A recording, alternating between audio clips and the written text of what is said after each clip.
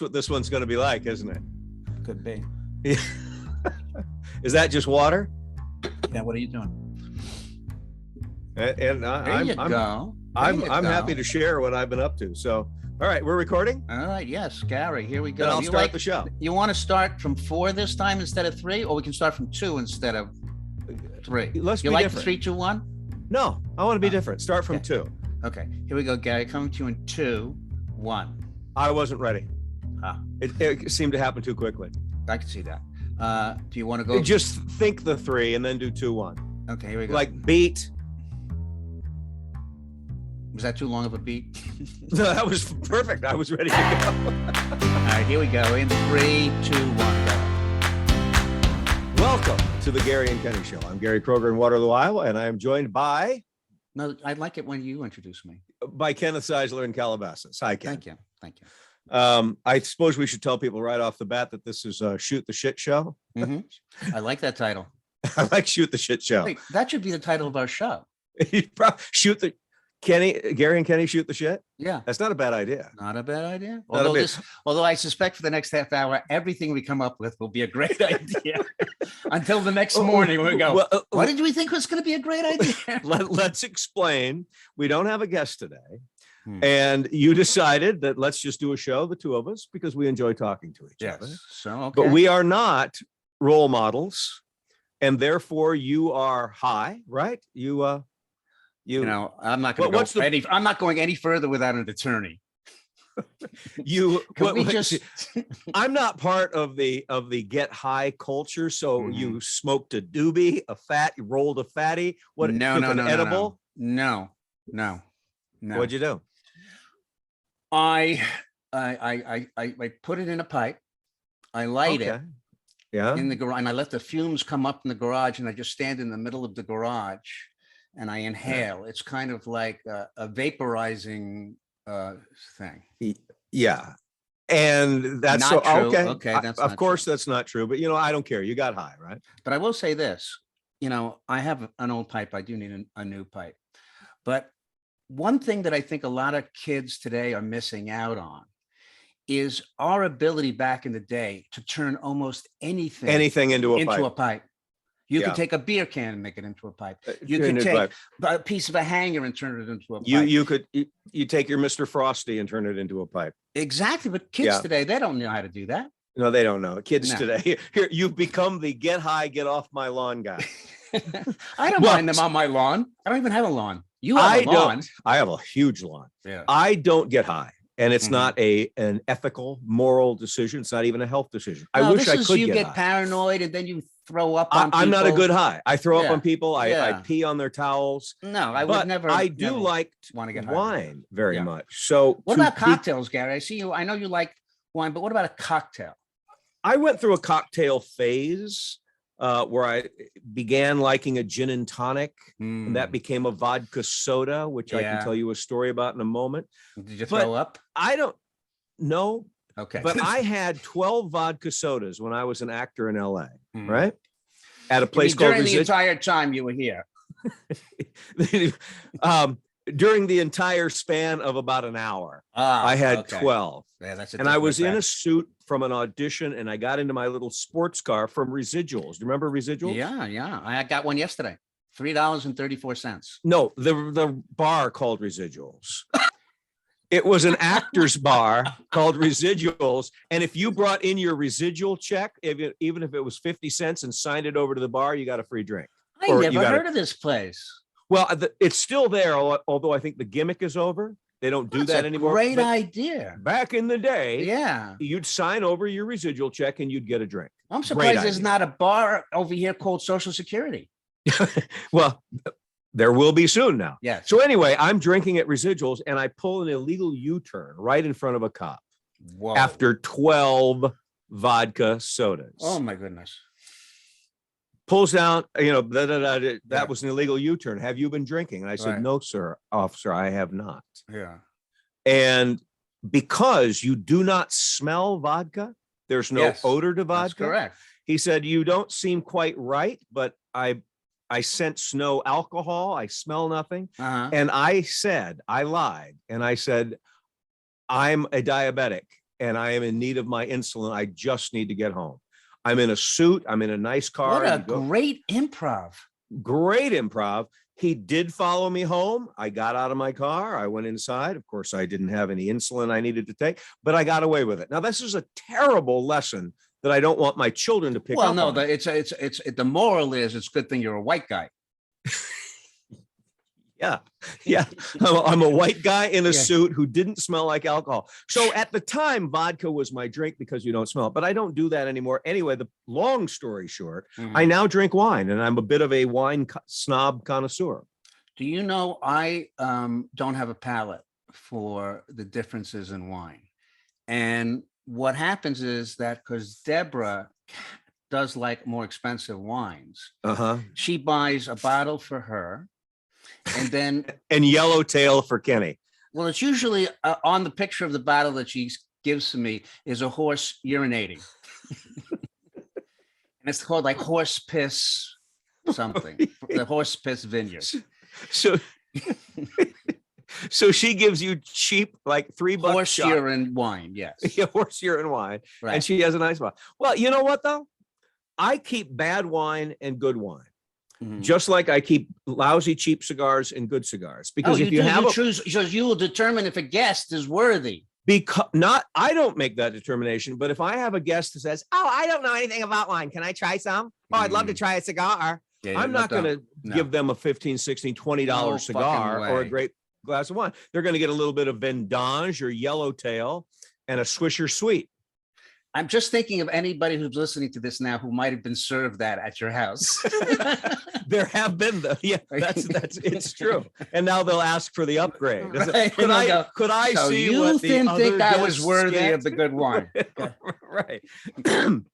So anyway, I was accused of being a wine snob on Facebook the other day. Because I posted, folks, I don't very often get a wine that's less than $20. But in this case, I found one that was $12 at my local liquor store, and I highly recommend it. Lovely notes, et cetera, et cetera. So I got a lot of criticism of, yes, because I said that I don't stoop below $20.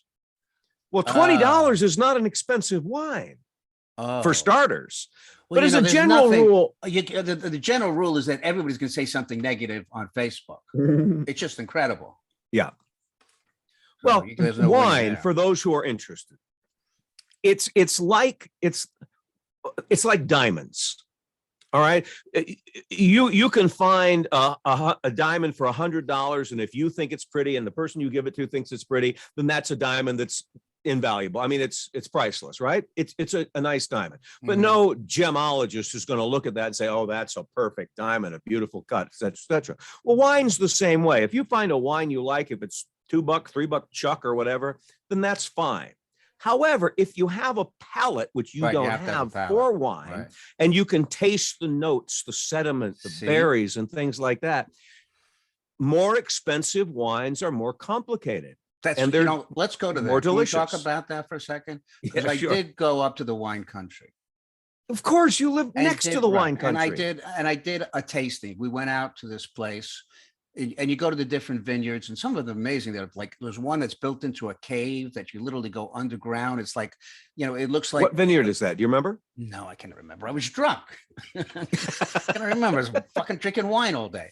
Anyhow, they shuffle you from place to place, and they're amazing. They really are. They're like I said, this one place that was literally built into the mountain looks like Batman's cave or wherever. It's amazing, but with more lighting. The Batman's cave. No, we're Sonoma. I mean Napa. Whatever. Napa, Alexander Valley. Napa, yeah. Okay. And anyhow, like I said, I don't have a palate, so I'm tasting the wine, but everybody else is kind of like sipping and going through. Everyone has a palate, right? Yeah. And what was interesting to me is that when they wine test and they take a sip, they come out with all these adjectives that I don't even know how that has anything to do with. I'll hear people say like I find it very contradicting, this wine. And I'm like, contradicting. Do you smell the naivete? There's a certain naivete. There's a certain naivete in this wine. Okay. And I'm like, I don't know. I taste the naivete. Yeah. We look for superlatives to match what our experiences let's just from scratch. This is a Chilean wine. Now, I generally don't love Chilean wines, but this, my wife and I found at, I think, Trader Joe's in Chicago. Are they paying for this? No, but we'll send it to them and see if they'll pay for the next show. Cusino Macul. And this is a lovely, very much like a Cabernet. And here's how you do it. You get the nose. Yeah, I don't know. What are you looking for? Berries, You're looking for licorice. You see, the sediment that absorbs the roots, right? Gives itself up. The minerals in that soil go into the flavor of the grape. It absorbs it. So, in the sediment, you'll taste licorice, blackberry, currant, all sorts of things. The tannins of the grape, which is what makes a red wine, more complicated. So what you do is, by the way, I'm drinking seltzer, and I will go into the what is the details. nose of that seltzer? Give me the. Now, I don't smell anything. What you do? Oh, you know what? Mine's got bubbles. No, I wonder. Oh, what are you doing?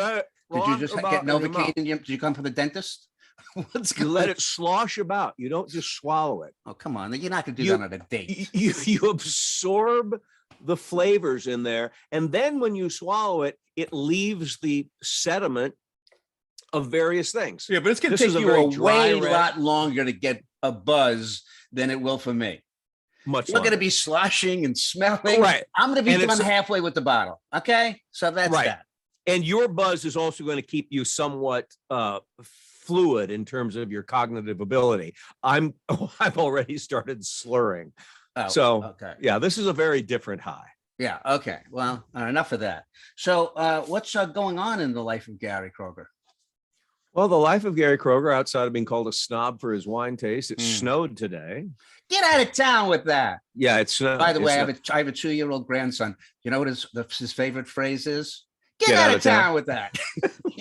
But that's picked up from a parent or a grand. Yeah, that's from you. That's Grandpa? me. That's what I told him. Get out of town. And then we go outside. We go. His father, my son-in-law, has a beautiful place in San Diego, and it overlooks the bay, but I call it the harbor. The harbor. The harbor. The harbor. So I always tell him, let's go take a look at the harbor. We'll see if there's any boats in the harbor. And we go out there with the binoculars, and we're looking. And then I say things like, hey, let's look on the boats in the harbor and see if we can see any naked people. So we got the binoculars. I give him the binoculars, and he goes, any naked people? He goes, no naked people. No naked. And he'll run inside and he'll yell to everybody in there, hey, there's no naked people in the harbor. Because at that age, they're really literally a parent. An advanced parent. So you could say, why don't you say that's fucking beautiful? Just something you'd say normally. That's fucking beautiful. That's fucking beautiful.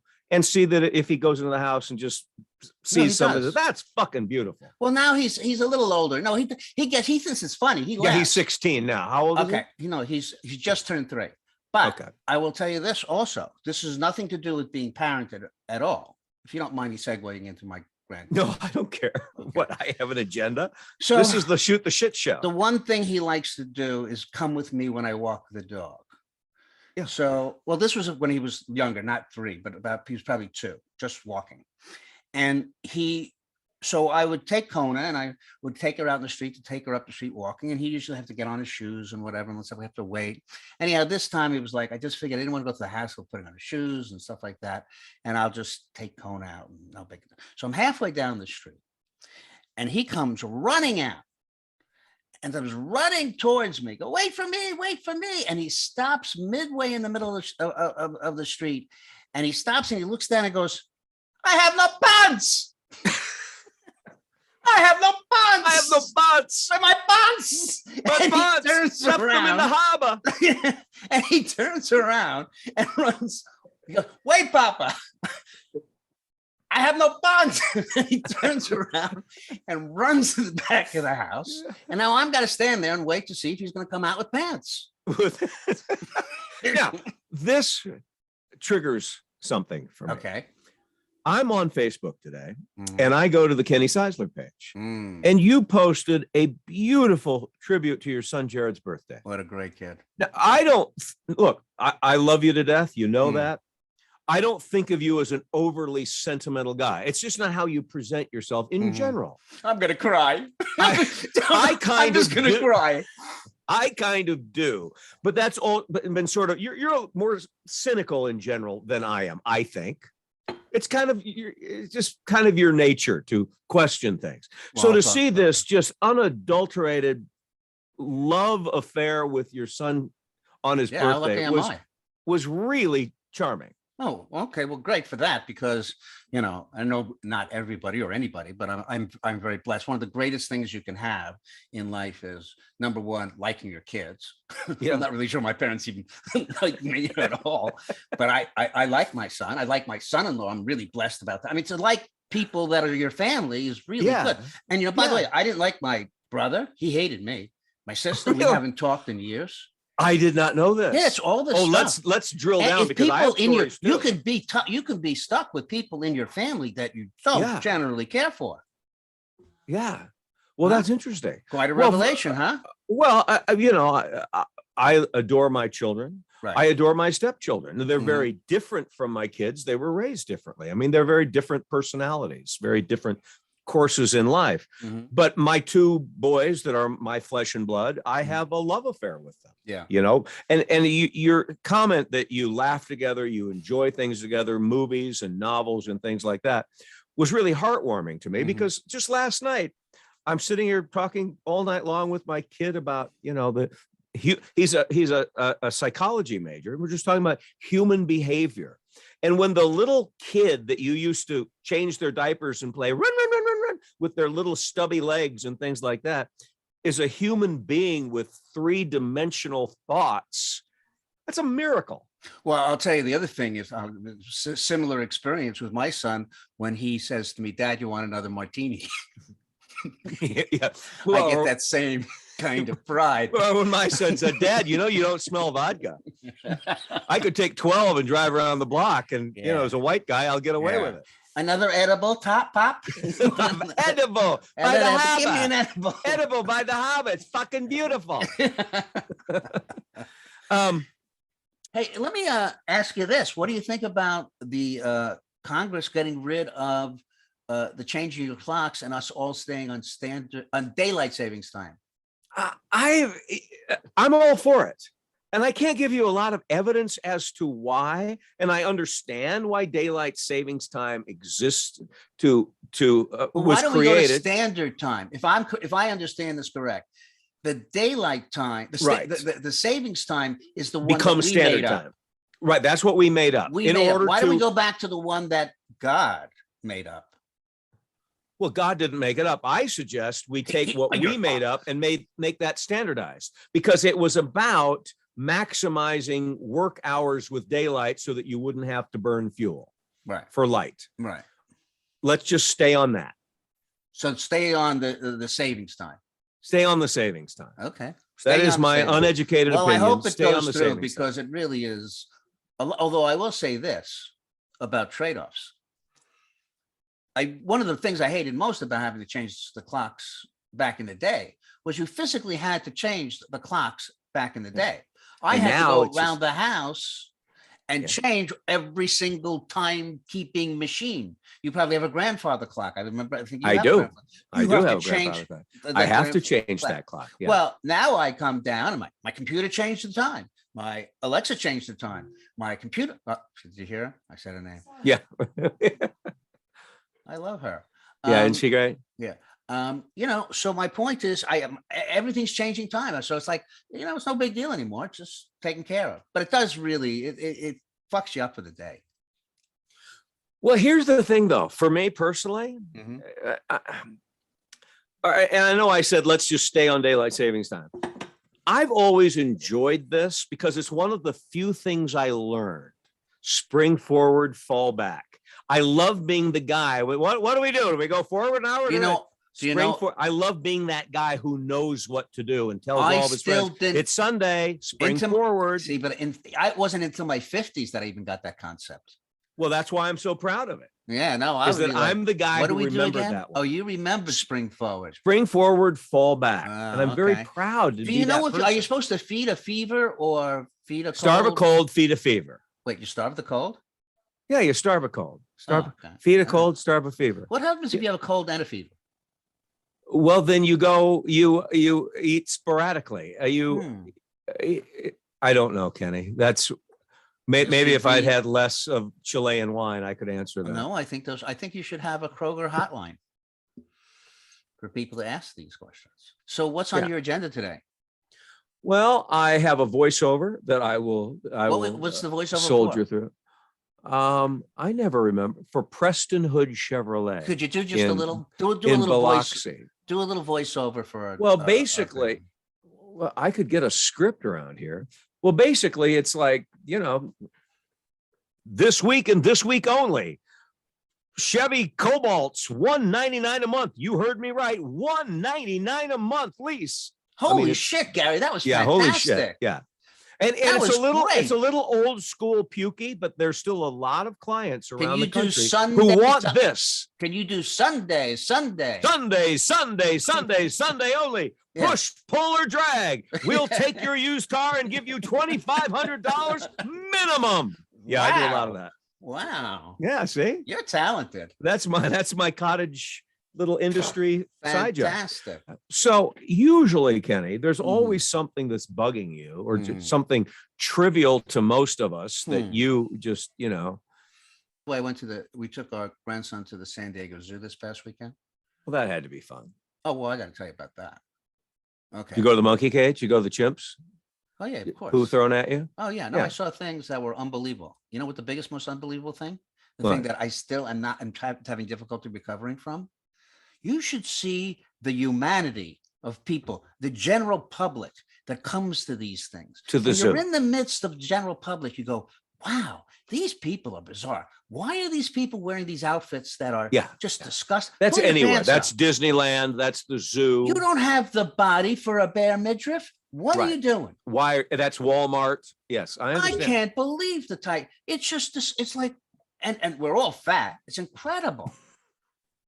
I mean, I watch more than people going, I can't believe what I just saw. Well, that's the best part of the zoo. I saw rhinos and giraffes, and I was really not that impressed. But I would turn around. But the people looking at them. Right. I often ask myself, you looked in a mirror and you said, yep, that's my look. Yeah. That's how I'm going out into the world today with this presentation. And it works. So I can't figure it. But I did see at the zoo, which, my grandson, he doesn't know how impressive this is. He's too young. This is the same grandson that's. I only have one grandson. Okay, one. All right. Yeah. But we saw, and I've never seen this before, a rhino, a gigantic rhino. Okay, you picturing this? Yeah. And it's in like a corral. Yeah. Okay. Good. Yeah. And it has a giant ball, like a rock, or metal. It's metal. It's a metal rock. It's probably. It's a metal rock, and it's probably as big as I am. It's probably 5'8" in diameter. And the rhino is using its horns to pick it up. Throw it. It's literally playing ball. And it wasn't like, oh, I'm just going to tap the ball. It was so happy. It was like a little puppy playing with its ball. And it was running around the corral and just like, and not even running fast, like as fast as you could go. I mean, I couldn't believe it. And it was just running around and hitting the ball and it was so happy. I had never seen a rhino so happy. Yeah, so the zoo was interesting. I love the zoo. And when you go to the monkey cage or the primates, it is the most fascinating window on our relationship with primates, being cousins of the apes, being of the same family tree, as you see really similar behaviors, at least in my observation, between the apes on that side of the glass and the apes on this side of the glass. Well, you would have been much more interesting to stand next to when I was at the zoo, because the people next to me and around me were going, oh, look, it's shitting. Oh, he's picking his ass. Oh, what is that? Well, that's what they That's what they say on the porch at a barbecue at home. Yeah, too, I mean, so. it wasn't, I didn't get the whole thing about the connection between the humankind and the monkey. That wasn't there. It was a lot of people just thinking they were being so funny and going, that looks like Cousin Jeffrey. Well, there you go. And he Yeah. throws his shit too, right? Yeah, exactly. I said to you when we said, what are we going to talk about in the Shoot the Shit show? Let's get drunk. Let's get high. Mhm. I have never asked you Mhm.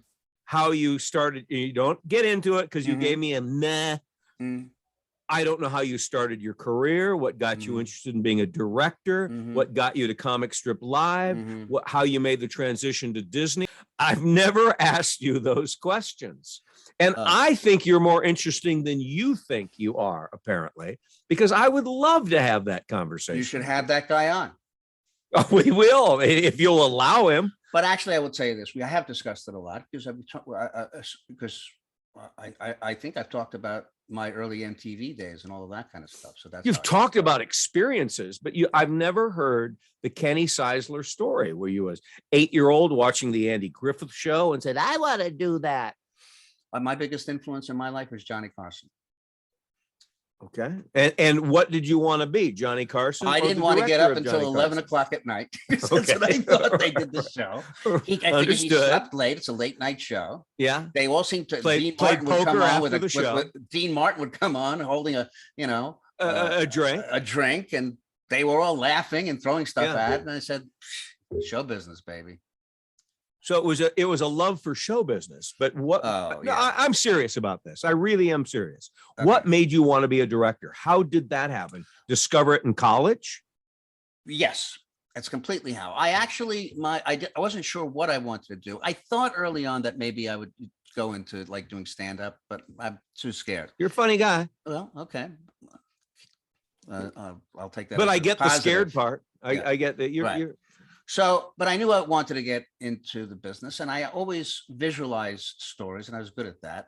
Anyhow, I went to NYU. The first class I took at NYU was the acting class, and I was in the acting program, and I wasn't really good at it. And one of the reasons I wasn't really good is you have to learn lines. People don't realize how fucking hard it is to memorize a script. I'm about to do El Gallo in the Fantastics. It's not official yet, but that's likely to be my summer. So anyhow, memorizing my lines, that became the first obstacle. But a kid in what would happen is people in the other departments, the film department and the television department, would come over and cast the productions that they were doing from the acting department.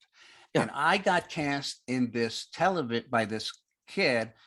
I was a kid too, into their television department to do the scene that I was doing in my acting class. And I think it was a scene from The Odd Couple or whatever. And he was going to do the, block it for the television. Were you Felix? Studio. You'd be a good, you're very Jack Lemony, by the way. You have a Jack Lemony look. Attitude. Was I Felix? I had to have been. You're very Jack Lemony. Okay, I'm Lemony. You're Lemony. I'm Lemony. You're Lemony. Anyhow, as I'm watching, standing on the floor of the set, and he's setting up the cameras, I'm thinking to myself, I wouldn't put the camera over there. I would put the camera over there. And why is he setting it up like that? No, that's wrong. I wouldn't block it like this. So this is all going in my head. Exactly. Like that person didn't really understand the concept of shooting and editing and framing and all, and that naturally came to me.